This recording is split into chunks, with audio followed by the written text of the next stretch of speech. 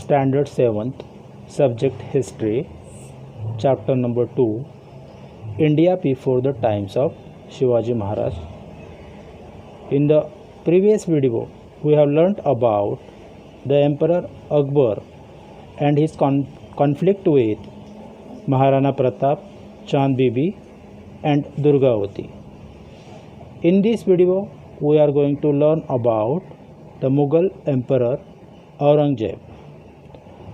Aurangzeb became the emperor in 1658 CE. At this time, the Mughal Empire extended from Kashmir in the north up to Ahmednagar in the south and from Kabul in the west up to Bengal in the east.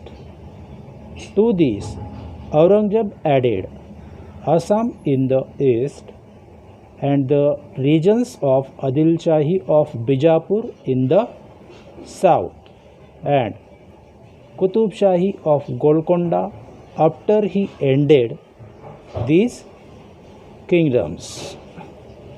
Now what we learnt here?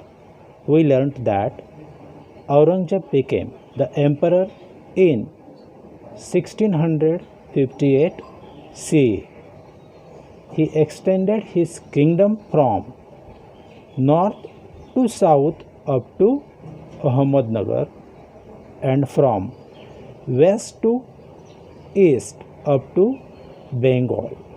He also captured the region of Assam and the Adil Shahi of Bijapur as well as Qutub Shahi of Golconda. Now the next point is conflict with the Ahoms. In the 13th century CE, the people of the Shan community settled down in the valley of river Brahmaputra.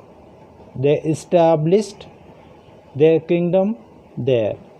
They were locally known as Ahom people. While Aurangzeb ruled, the Ahoms had a prolonged struggle with the Mughals. The Mughals attacked the Ahoms region. The Ahoms united under the leadership of Gadadhar Sinha.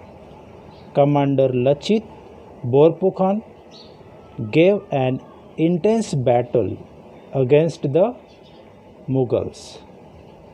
The Ahoms used the Gurula technique in the conflict against the Mughals. It became impossible for Mughals to create a strong base in Assam. Now what we studied here? We studied that in the 13th century, people of Shan community settled down in Brahmaputra valley.